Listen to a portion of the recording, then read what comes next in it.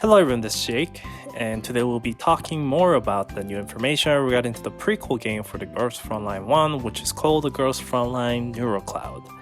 In this video, I'm showing you guys what Mika Team has been updating on their Weibo page. There hasn't been any gameplay footage nor screenshots of the game so far, but then again, it's just like the Girls Frontline 2 video I posted last week. They've been posting information to set things up for the lore of the game and making connections to the Girls Frontline 1 and expanding the story elements. So let's get right into the information right away and let's talk about them afterward. So the first image we have here is a document page of gathering test subject goals for the new project Minecloud. I have translated them all into English and added them with the English text on the overlay. So we'll read them together. You can pause the video if you want to see for yourself. I'll try to zoom in the image. And let's get right into it. So the Cloud Mindmap project is the first project officially promoted after the International Quantum Research Association and the IoT manufacturing company. It started a joint venture in the field of dual research led by the Lab 42 Lab. The purpose of this project is to combine quantum computer development with the artificial consciousness, remodel frame development, and cloud synchronization through quantum technology, cloud storage of the dual memory models, protection of the dual memory data, and reduction in losses due to the damage to the mind map. Currently, the Cloud Mind Map project is openly recruiting dolls to be tested subject in the first stage experiments worldwide. This test will be conducted for 2 months.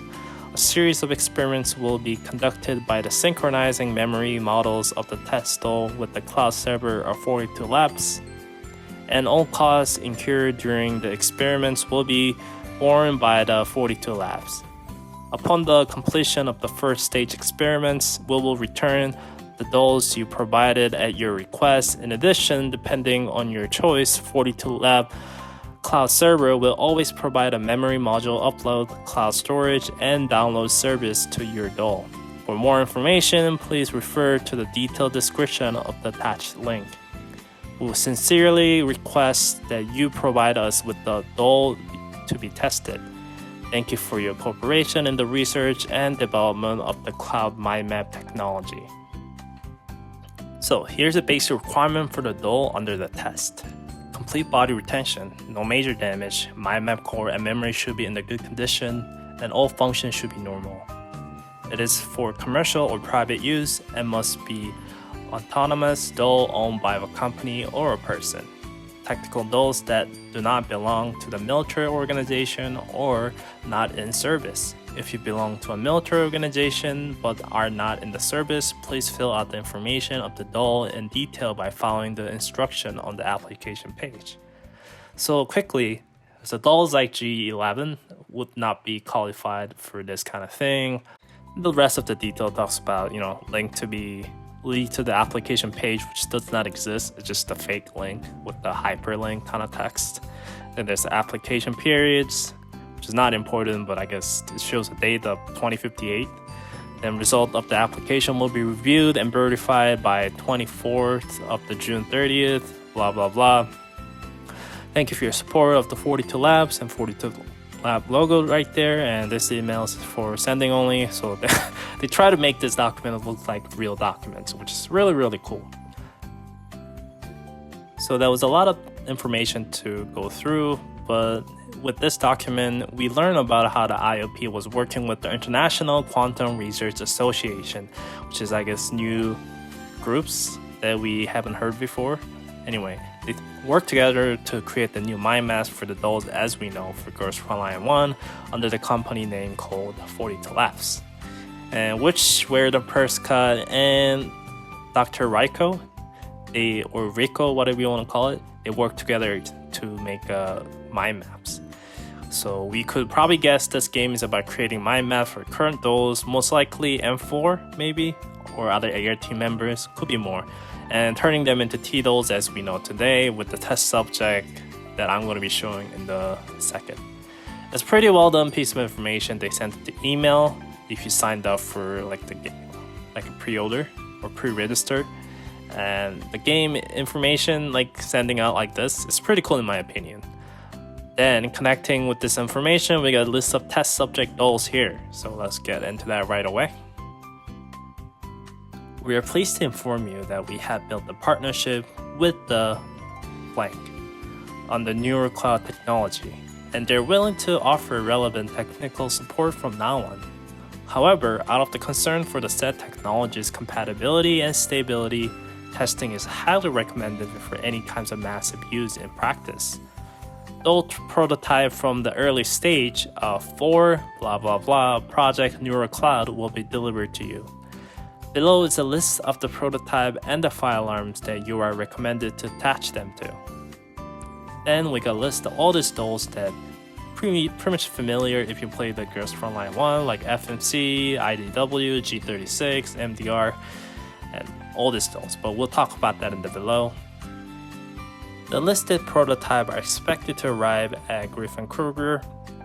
Erase that once again. We'll wish to combination of the state-of-art technology, the imprint technology, and the dummy network will meet your demand, and we will kindly ask you to share with us the testing result. At the same time, the search for a suitable testing subject will continue, and more prototypes are very likely to be found, so please stay in touch. And I would be like the stamp right there. Done. So as you noticed, when you saw the list, you can tell some of the familiar names, such as G36 and many other dolls that exist in Girls Frontline 1. And then not only that, you can see the original name before they became a T-dolls. For example, M500 used to be called as Abigail. And MDR used to be called as Coral, which is a very fitting name for her and how smugs and craps she posts on online. And FMC's original name was called a Choco, which is ironic, I guess, because she's like chocolates and eating them because her name was Choco. Maybe, I don't know. Maybe there's some relation to each other's, but I don't know. Well, maybe we'll see. But with this single image, you're able to see more depth into the dolls and their background before joining Griffin Kruger. So it's pretty interesting. They are really making like this prequel really connect with the Girls Frontline 1. So the last information I have for you guys for the Neural Cloud was posted today on their Weibo, which is introducing new dolls called ME78. And her code name or nickname, whatever, that's called a Clocky, I guess. It's based on clock, but with the YN to make it sound more friendly or girly, whatever. But anyway, her company is not like Griffin Kruger or whatever. It's not from 42 Labs. Her company is called Sparrow. And if you don't know what the company is, you will find it out when the Girls Frontline 1 gets the SFCAF. And company that organize SFCAF and giving technology to brainwash them and whatnot is called the Sparrow. So that's the company with the logo right there. But anyway, her job is engineer, and her specialty or hobby, whatever you want to call it, is creating mechanic, testing, fixing things, project data simulation, and all this technology stuff. So it really fits her jobs and talent, I guess. So in additional detail, ME78 is the doll that Sparrow's CEO, Elon Thomas, participated indirectly in programming and design of her. And among them is the upgrade of the NOAA reactor, a new energy system designed by the Thomas, and technical support for the development of the decay energy technology. In January 2058, Sparrow and the 42 Lab entered into the cooperative negotiation on the Mindman project's experiments, and the ME78 became one of the first dolls to participate in the project at 42 Lab. So that was other information, and ME78 is definitely a very interesting looking doll. She's cute. I really love her design, and she got a hammer. She got some technical fixing tool, whatever, gun. I don't think she's a combat oriented doll, so that's why she wasn't given an actual weapon to her sights. And anyways, that's pretty much all the information I have for you guys today. I hope you guys enjoyed this information. Let me guys know what you think about this game, because I think a lot of people are actually more hyped about this game than the Girls Frontline 2 itself. Me personally kind of leading towards to that as well as of right now, because of all the information they've been sharing that clicks well with the Girls Frontline 1, because this is the prequel, so I think they're really making sure all the connection leads up to the Girls Frontline 1 at the end of the day. So anyway, that's pretty much all I have for you guys today. Let me know in the comment section. I'll see you guys next time with more video. Thanks for watching. See you guys next time.